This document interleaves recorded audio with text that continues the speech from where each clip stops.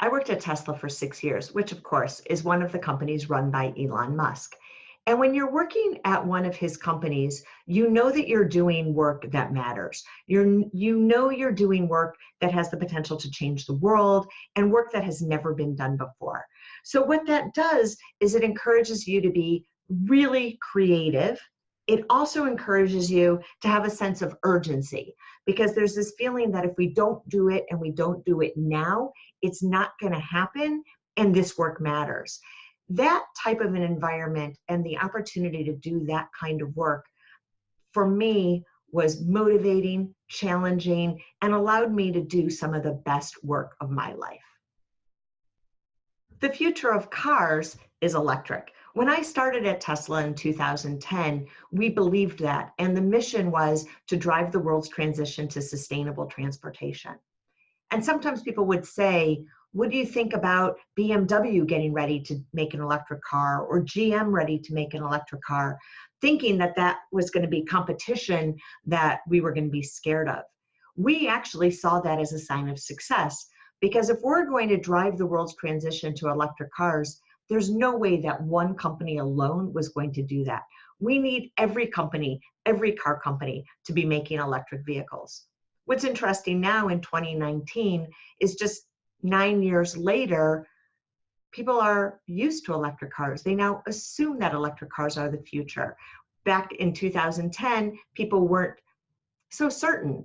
So it's incredibly exciting to see where we are today compared to where we were just 10 years ago. And where do I think we'll be in 10 years from now? Well on the way to electric cars being the dominant cars on the market. When I started at Tesla, we were about 800 employees. And when I left, it was 33,000 employees. That was just 6 years. So that's tremendous growth. How did we manage that growth? Well, the first thing is that we focused on culture, the culture of the company. When you bring in that many people that quickly, it's very easy for the culture to get diluted and everybody to do things their own way, unless you are actively saying to every employee as they come in, this is who we are, this is how we operate. We're happy you're here, we need you, but you need to understand our culture and adapt and adopt our culture. So culture preservation was the key to our growth and sustaining who we were as a company. Earlier in my career, I had the chance to work at Apple. I started there in 2003 when Steve Jobs was still at the helm. And it was an incredibly exciting time to be at that company. It was a time when it was just coming back from the brink of death. So you may remember that in the 90s, Apple had really been on a decline and people actually had thought it wasn't going to succeed. And I started right around the time iPod was starting to grow and it was starting to be successful. Some people frankly thought I was crazy to go there. They still thought Apple wasn't going to succeed.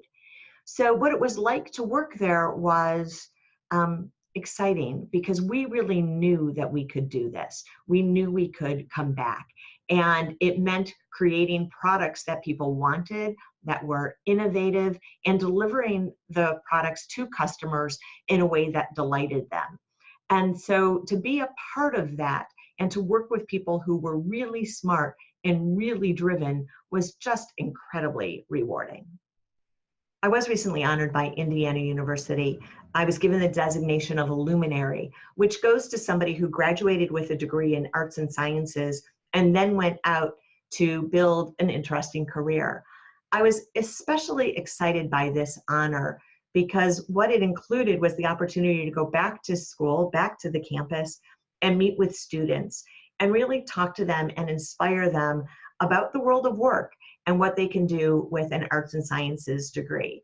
I have great love for Indiana University, and it was just an absolute honor to get this distinction. I'm really looking forward to being at Andicom in Colombia in just a few weeks. The event is focused on the digital transformation, and what I'm going to be talking about is our people and how you have to combine people with tech.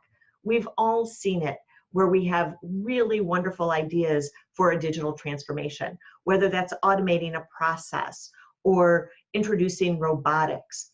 If our people, though, aren't brought on board with those changes, they're going to fail, or at least not have the impact that we want. So what I'm going to do is I'm going to share stories from my time at Tesla that will help give practical ideas and practical strategies for how you get employees on board with big ideas, because we did a lot of that at Tesla. So I'm going to share those examples and give some really great ideas that anybody can use. I've worked at some really innovative, exciting companies, Tesla, Microsoft, Apple. And for women considering these companies, what I would say is do it. Go there. There are so many different types of roles. Roles in engineering, roles in manufacturing, roles in sales, roles in HR, so much to do, so many ways to contribute. And so I would absolutely say go and do it. And then once you're there, support each other. These environments can sometimes be tough. They're tough for everybody. But as women, we can create community and really help each other succeed. And I just think that that's a really important thing that we can do for one another.